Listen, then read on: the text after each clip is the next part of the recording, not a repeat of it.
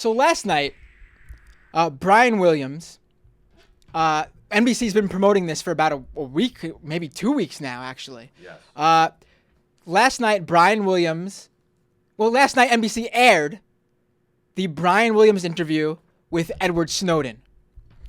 And it was an interesting interview.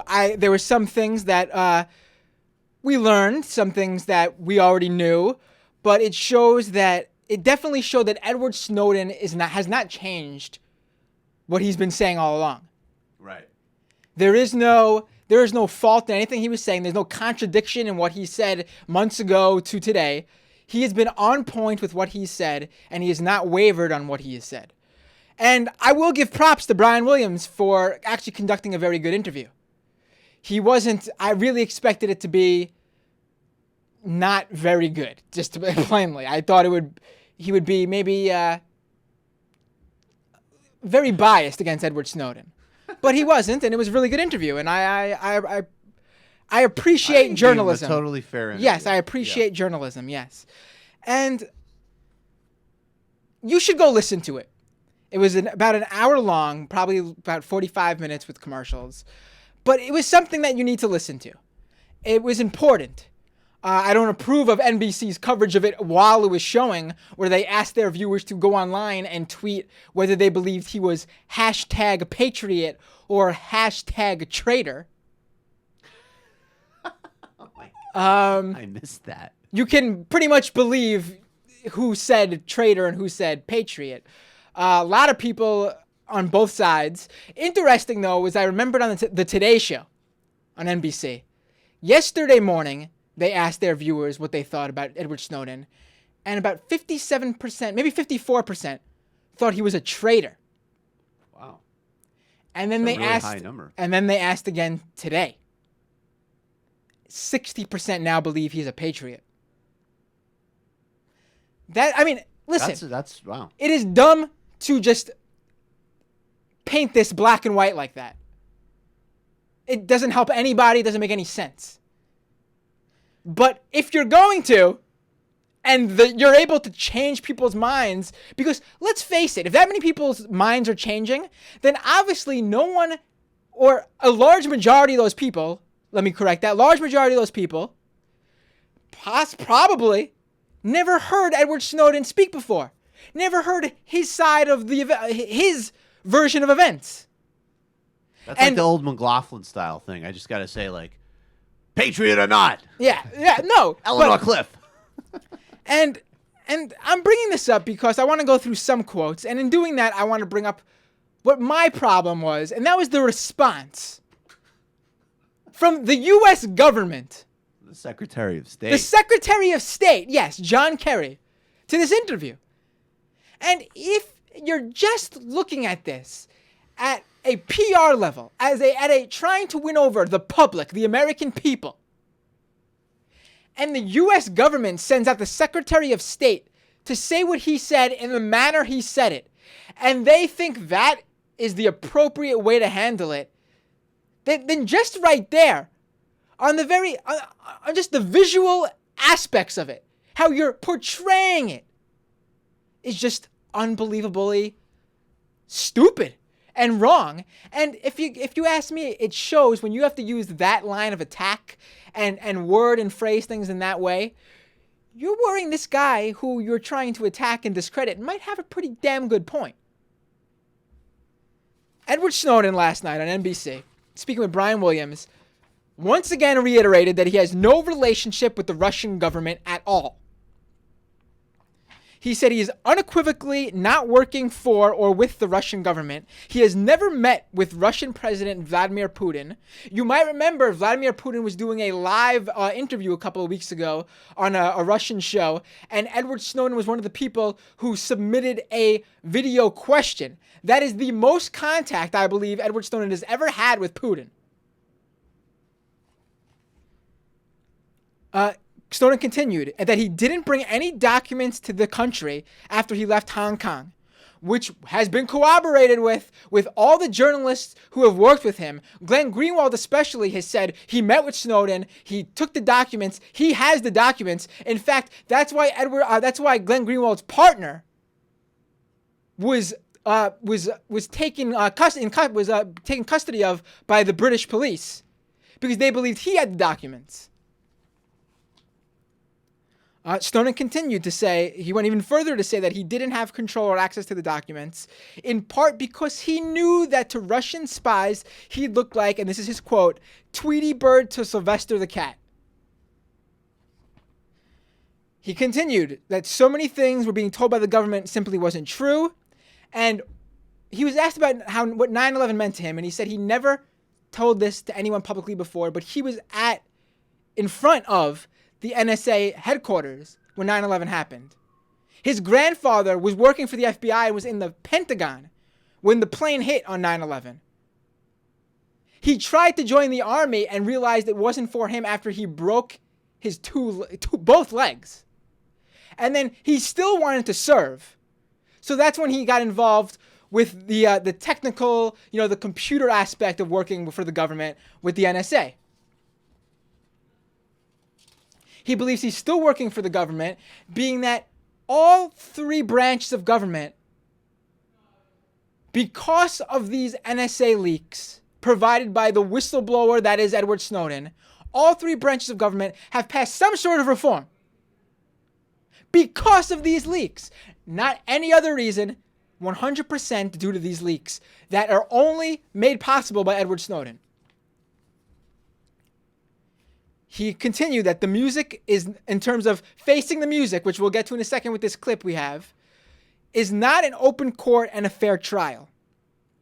And he is right. And you know who is agreed with him on this fact? A well-respected whistleblower who everyone agrees is a patriot and is not a criminal, Daniel Ellsberg, who came out, he's the one who shared the Pentagon Papers. Daniel Ellsberg has come out and said, the difference between me and Edward Snowden, the only difference between me and Edward Snowden, is that I, as in Daniel Ellsberg, was able to post bail, was able to go out and make his case to the American people, to the public, to the media, and then face the court, be put on trial. He does not think Edward Snowden will have that chance. Edward Snowden will be locked up, never get a chance to actually face the American people and win them over, discuss what he did, why he did it, what the government is doing. He will be locked up, thrown away, never to be seen again. If you don't believe that, look up Chelsea Manning. And let's get to this clip. So, on the Today Show, John Kerry goes on to discuss some of the details Edward Snowden shared in that interview with Brian Williams on NBC. They're going to cue it up with a clip from the Edward Snowden interview, and then they're going to cut to John Kerry. And you tell me who sounds like they're in control of knowing what they did, why they did it, and that they're in the right. In it, he basically lays the blame that he is in Russia right now squarely on the United States. Take a look. That's John Kerry who laughed, by the way. All right, so this is a really fair concern. I personally am surprised that I ended up here. The reality is I never intended to end up in Russia. I had a flight booked to Cuba, onwards to Latin America, and I was stopped because the United States government decided to revoke my passport and trap me in Moscow airport. So when people ask, why are you in Russia? I say, please, ask the State Department. Well, Mr. Secretary, what about it? Does he have a point? He's basically saying, but for the U.S. State Department revoking his passport, he wouldn't be in Russia at all. Well, for a supposedly smart guy, that's a pretty dumb answer, frankly. Look, I'm not going to get into who he was, what he was. Let me just say this. If Mr. Snowden wants to come back to the United States today, we'll have him on a flight today. We'd be delighted for him to come back. And he should come back, and that's what a patriot would do. And you might be wondering, in John Kerry's words, that's what a patriot would do. What makes up a patriot? And John Kerry, in another interview discussing this Edward Snowden, Brian Williams interview with CBS, says this about what does a patriot make? The bottom line is, this is a man who has betrayed his country, who is sitting in Russia, an authoritarian country, where he has taken refuge. He should man up and come back to the United States. If he has a complaint about what's the matter with American surveillance, come back here and stand in our system of justice. Yeah, man up. This is coming from the Secretary of State of the U.S. government. Unbelievable. Really stunning. This is what they're trying. This is their Drink a protein shake, nerd. Take some Alex Jones super male vitality. Well, I don't know if I would extend myself that far, Matt, but I would say get your man juices flowing, grow a pair, and return to a Supermax prison. I mean, look, I like John Kerry in a lot of ways. I actually do. That response is embarrassing. Yes. I mean, it's that is one of the most just juvenile displays from a public official I've seen, and especially coming from him, because he's not a stupid guy. No, he's not. And he's like a capable person. I mean, that is like Sarah Palin talk. And, to just briefly note on the other thing I would say about Edward Snowden really quickly is, because I know I had questions, and I still do have some questions. But two things. Number one, bottom line, the most important thing is this stuff getting out there, changing the conversation about mass surveillance. That's number one. That's the indisputable fact. If he didn't do this, we wouldn't be here. That's number one. Number two, we all mature people recognize, and it shouldn't be taken too far, but all mature people recognize that, governments, corporations, large institutions with a lot more power than an individual make compromises, can engage in hypocrisy, and we recognize that that's part of life. It doesn't justify every behavior, but we get that. And the notion that some guy who is in between a million different hard places, who risked his his freedom to expose this program, is held to a higher moral standard than large, powerful bureaucracies and institutions is fucking ridiculous. It is. Listen, there's people out there saying, Snowden comes off as egotistical, a narcissist. You know what? Maybe they're right. Because you know what? It does take a certain type of personality. Yeah, but it does take a certain type of personality to make the choice to do what he did. Right. But that doesn't diminish what he did. Why he felt he had to do it. And what is in what he put out there, what he shared. And he pretty much ended the interview with this quote.